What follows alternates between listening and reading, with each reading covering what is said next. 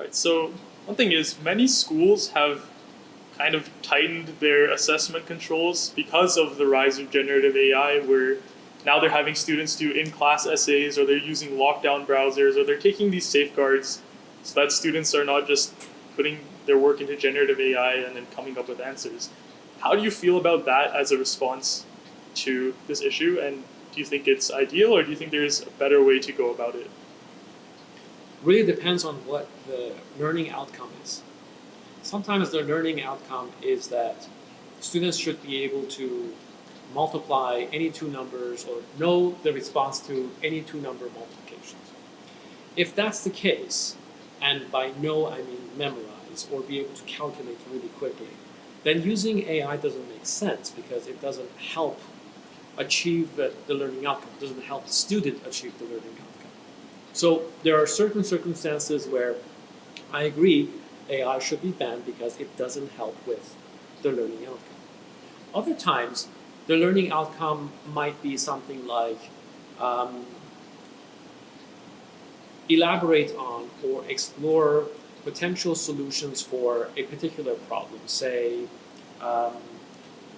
too much waste on campus, right?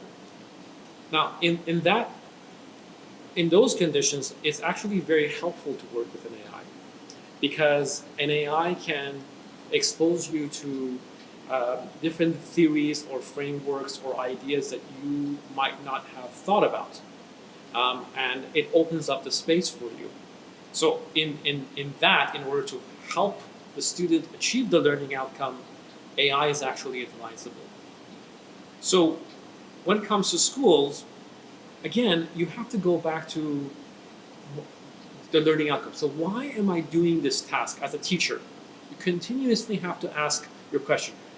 This task that I've given to students, and I've asked them to complete it in a particular way, how is that helping students achieve the learning outcome? Can generative AI facilitate this or hinder it? If it can facilitate it, use it. If it hinders, don't use it. Again, it all depends on human judgment. You have to go back. So you, as a teacher, you have to have a very good understanding of how humans learn and pedagogical theory, and apply that to learning outcome to make a decision whether AI should be used or not. So it's context dependent then. In certain contexts it would be appropriate, and then other contexts you actually do want to use AI because it helps you with problem solving. I see. And then on a similar vein as well, there are a lot of teachers or a lot of institutions which use these AI plagiarism checkers. We get a lot of questions about this that people want to learn about, because when you put your writing into this checker, it gives you a probability of how likely it is to be written by AI. And so some students are wondering, is it fair to punish someone based on a probability? Because, for example, they've put in their old assignments when generative AI wasn't even a thing, and those came out as AI written. Sometimes things written by AI come out as not AI written. So they're wondering, kind of, is it appropriate to punish students based on these probabilities, and are these plagiarism checkers fair and effective to use? I think earlier you mentioned you code. Yeah. All right. So these AI checkers, they're just basically two functions, right? One is perplexity. Basically, how likely is it for an AI to come up with the next word? And then burstiness is are the sentences distributed in a way that the AI thinks they should be distributed? If there's a close match, then the output is this is plagiarized by an AI. If it's not a close match, then the program will spit out no. Because they're simply mathematics functions and based on probability, as you said, it's probably not a good idea. That's not a good idea to use them. I think the more important question is, why would you use these plagiarism checks in the first place, right?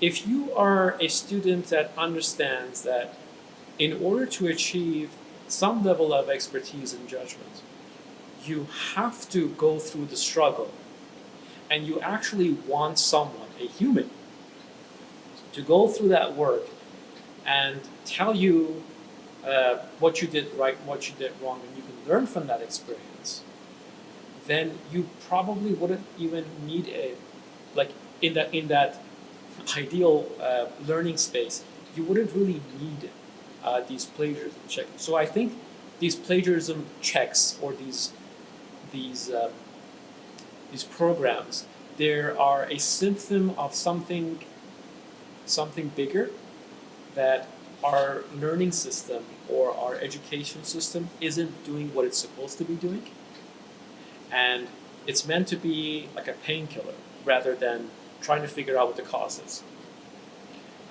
So no, I don't think they're fair. I don't think they should be used. And more importantly, I think that we should go in a direction where students have an awareness of why they shouldn't be used and why they shouldn't be using generative AI in circumstances, in certain circumstances, but not in others. These generative AI plagiarism checkers, they're almost just a band-aid on a much deeper problem which the learning system needs to address. Okay, that's a good answer, I think, and yeah, I think Dr. Sarah even said something similar too. Do you think we have an idea of what that deeper problem is? Kind of what we should focus on addressing rather than just trying to put a band-aid onto the issue by using these plagiarism checkers? Oh, that question is multifaceted. It depends on what it is that you're studying. It depends on educational institutes, number of students in class, expertise by educators. I don't think that I can. That's a paper on itself. Maybe a book. But what I can say that the fact that we are either even talking about this, or schools are talking about it, is indicative of this deeper issue. A good example, I think, an analogy is, you know that Alberta has banned cell phones in class, right? And I remember that when I was, and they banned this under the because they're distractive. And I understand that. But when I was in school, we didn't have cell phones. But we were distracted all the time. Somebody would do something and we would pass notes. We had different mechanisms to keep ourselves occupied because we were bored. The content wasn't interesting. The teacher wasn't able to motivate us or steer us or present content in a particular manner that would allow us to follow. So we did something else. We threw spitballs, or we passed on notes, or we did something else. And we got punished because we were sending notes, but nobody really asked why we were doing it in the first place. It's an indicative of a bigger problem.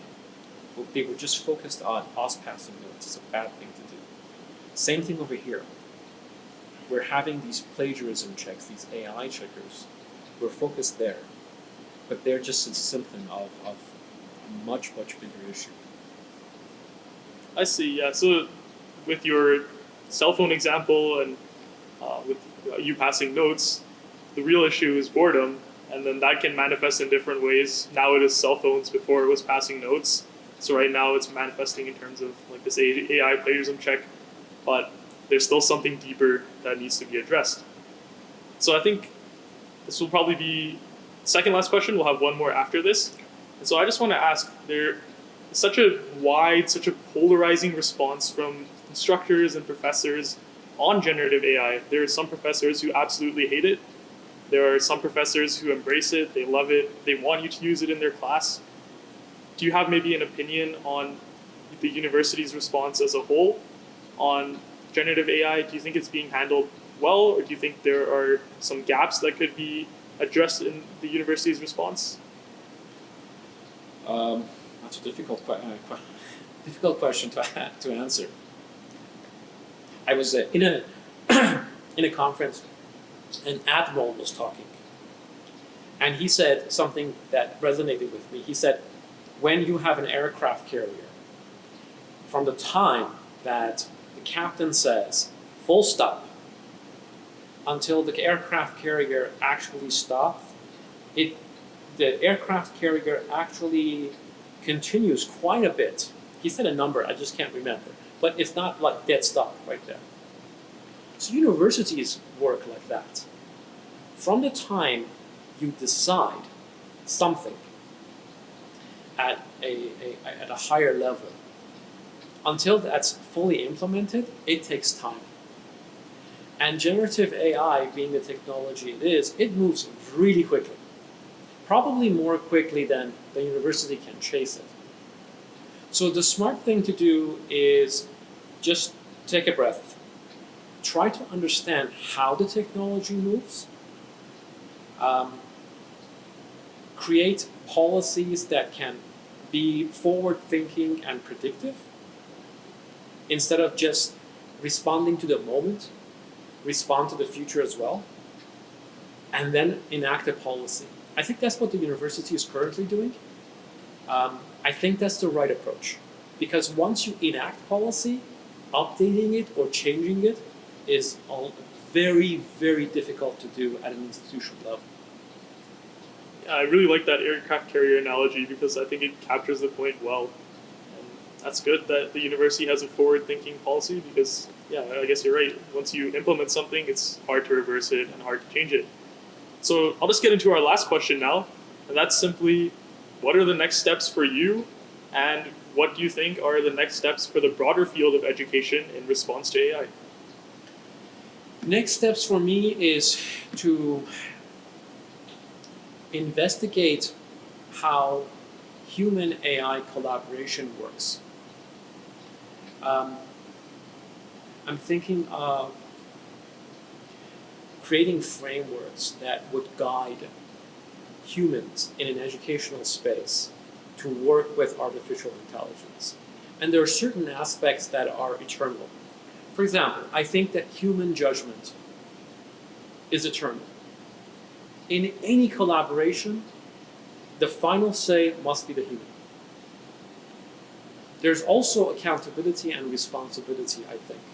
I think at the end of the day, we can never hold an AI accountable, or we can hold humans accountable. And I think that's eternal. I also think that there should be continuous education. When these systems evolve, we need to change the way we use this technology. And in order to do that, we have to have policies in place that are easily updatable. I think that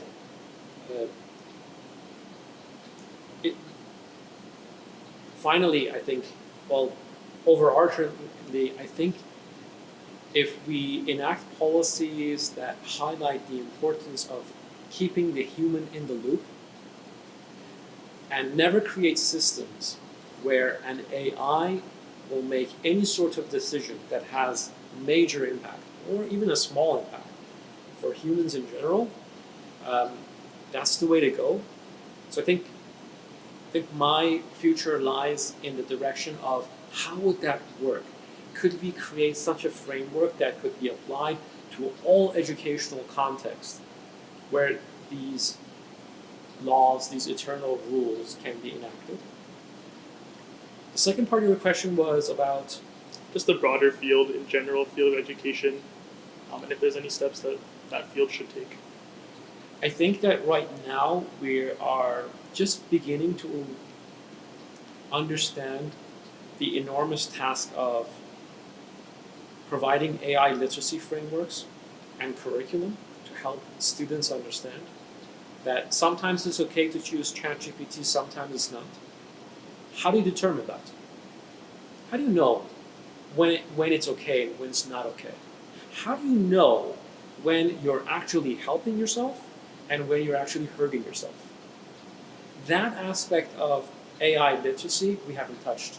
We just we haven't even thought about it because the technology doesn't exist.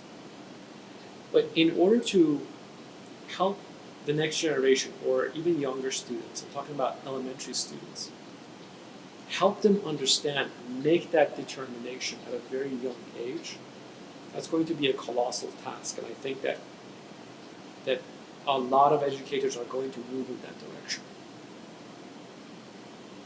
It's very interesting, and I think I myself, as well as probably a lot of different people, are very interested in seeing this field of human AI collaboration. So I think your research is definitely very relevant in the coming times. That's a good point as well for the future direction of education. And I think that would conclude our interview. Wonderful. Yeah, thank you Thank so you much so for much.